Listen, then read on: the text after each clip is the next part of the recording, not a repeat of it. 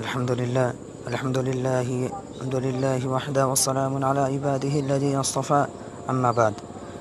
আলহামদুলিল্লাহ, সমস্ত প্রশংসা, সমস্ত সিফাত যে সুবহানাহু ওয়া তাআলার জন্য, জিনার শুকরিয়া আদায় করা কখনো সম্ভব নয়। কারণ আল্লাহ সুবহানাহু ওয়া তাআলা নিজেই বলেছেন যে পৃথিবীর সমস্ত গাছকে যদি কলম বানানো হয় এবং পৃথিবীর সমস্ত সমুদ্রের পানিকে যদি কালি বানানো হয়, তারপরেও যদি লেখা আল্লাহ সুবহানাহু ওয়া তাআলার গুণাগুলোকে লেখা শেষ হবে না। তাই আসুন আল্লাহ সুবহানাহু ওয়া তাআলার প্রশংসা করার তৌফিক দান করুক, আল্লাহুম্মা আমিন। শুধু তাই না, তার প্রিয় নবী রাসূলুল্লাহ সাল্লাল্লাহু আলাইহি ওয়াসাল্লাম যার আদর্শকে বাস্তবায়ন করতে পারলে ইহকালে শান্তি, পরকালে জান্নাত মিলবে, সেই সুবহানাহু ওয়া তাআলার রাসূলের ওপর দরুদ এবং শান্তি বর্ষিত হোক। সবাই আল্লাহুম্মা সাল্লি আল্লাহুম্মা বারিক আলাইহি। সম্মানিত উপস্থিতি, যে বিষয়টি নিয়ে আপনার সামনে উপস্থিত হয়েছে সেই বিষয়টি হচ্ছে তাকওয়া, আল্লাহ সুবহানাহু ওয়া তাআলাকে ভয় করা। এটা এমন একটি বিষয়, যে বিষয়টি আল্লাহ কোনো ব্যক্তির ভিতরে যদি না থাকে সেই ব্যক্তি কখনো সফল হতে পারবে না। যে বিষয়টি কোনো ব্যক্তির ভিতরে যদি না থাকে তাহলে সে কখনোই কোনো বড় মানুষ হতে পারবে না। যে বিষয়টি কোনো ব্যক্তির ভিতরে না থাকে তাহলে সে কখনোই আল্লাহ সুবহানাহু ওয়া তাআলার কাছে, আল্লাহ সুবহানাহু ওয়া তাআলার নিকটবর্তী হতে পারবে না, আল্লাহ সুবহানাহু ওয়া তাআলার প্রিয় বান্দা হতে পারবে না। সেই বিষয়টি হচ্ছে তাকওয়া, আল্লাহ সুবহানাহু ওয়া তাআলাকে ভয় করা।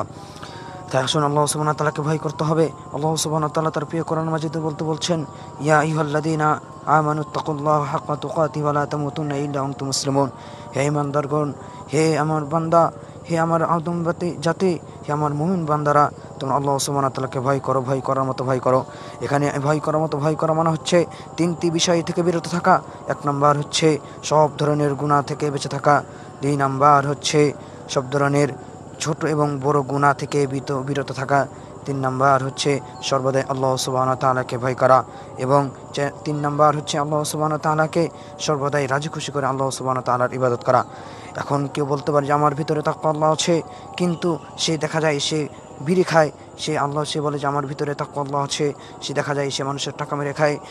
সে বলে যে আমার ভিতরে তাকওয়া আল্লাহ আছে, কিন্তু দেখা যায় সে গভীর রাতে যখন অন্ধকার হয়ে যায় তখন সে গুনাহ লিপ্ত হয়।